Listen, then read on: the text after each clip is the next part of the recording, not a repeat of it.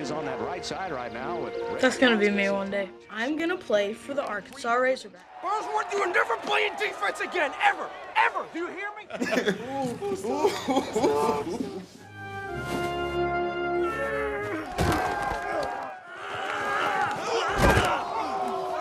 Hey, Mike, 27.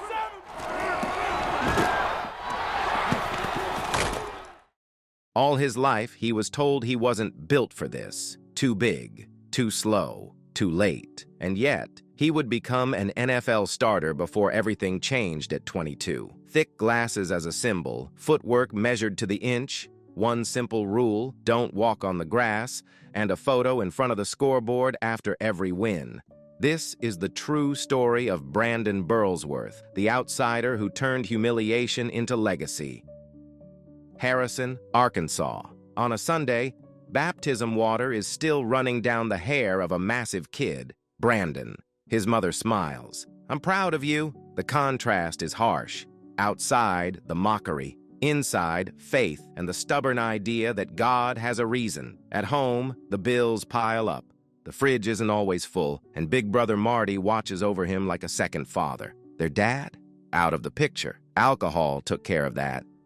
At 12, Brandon sinks into the couch, TV on, chips and cheesecake within reach. He points to a game on the screen and says, "One day, I'll play for the Razorbacks." He plays on that right side right now.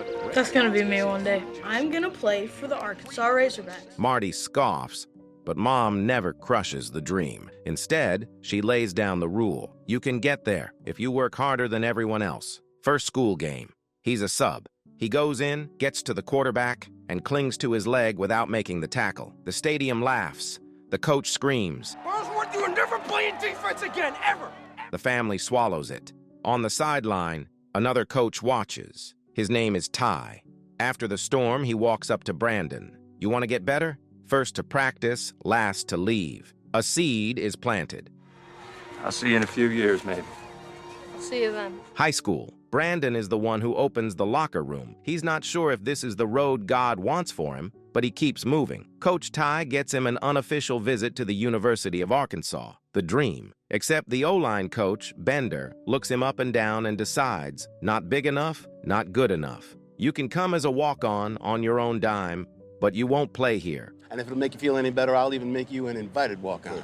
There ain't no way you're ever gonna play.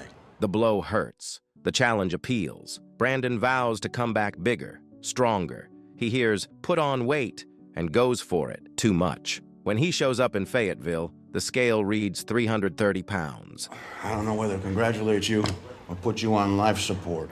Laughter in the locker room, no wind on the field, and a hard line drawn. Scholarship guys on one side, walk-ons on the other. Bender sighs. I told you to get stronger, not to put yourself in danger. One night, Brandon overhears his mom on the phone. Second mortgage. 1 year of college paid up front. 1 year to prove his worth. That's all I need. I mean, I'm gonna earn a scholarship and I'll pay you back.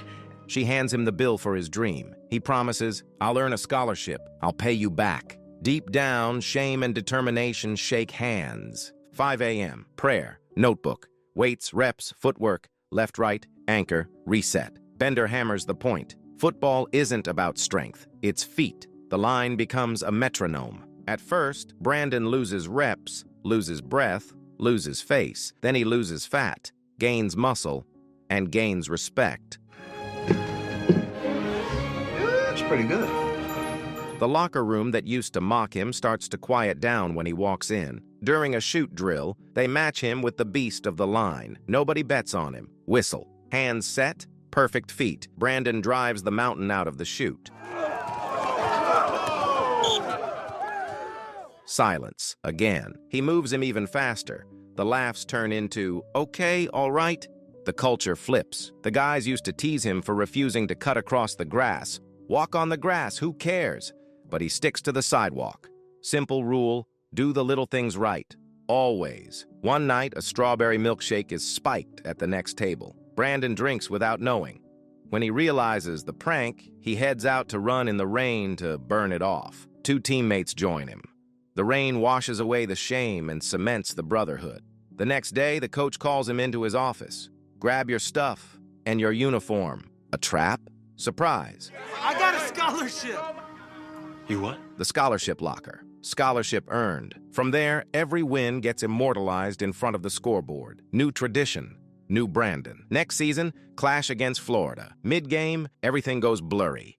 He picks up the wrong man, blocks the wrong guy. At the press conference, Brandon cuts in and apologizes publicly. Today was my fault. I couldn't get my man. The next day, he comes back with thick glasses. The jokes die. He grins. Gotta see to play well. Fate isn't finished with the Burlsworths. His father's in the hospital. Cancer, eyesight gone. Brandon hesitates to miss practice.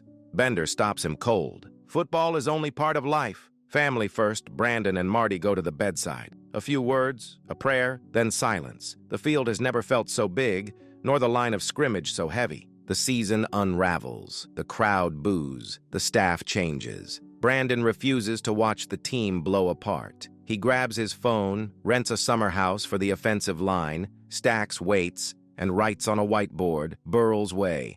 Dawn alarms, footwork stations, clean meals, evening prayer. Even the neighbors who were cracking jokes start paying attention. When camp resumes, the group is unrecognizable. People say an army of walk-ons has joined, inspired by the transformation. First big test, Alabama. Arkansas wins, big. Marty almost misses the photo. The lens isn't on the camera. Brandon laughs and tells him to clip it on. The scoreboard tradition becomes a sacred ritual.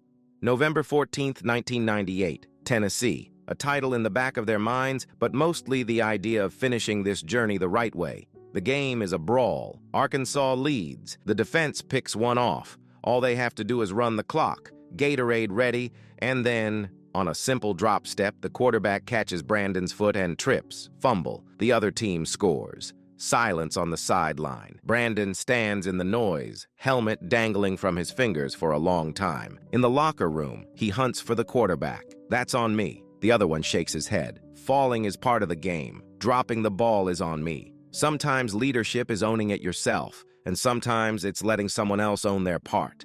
Both exist, both hurt. The radio spits out good news.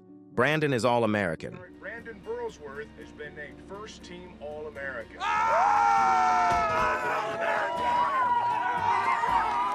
The Colts come calling. Minicamp, grumpy vets, a blistering pace. He only knows one speed.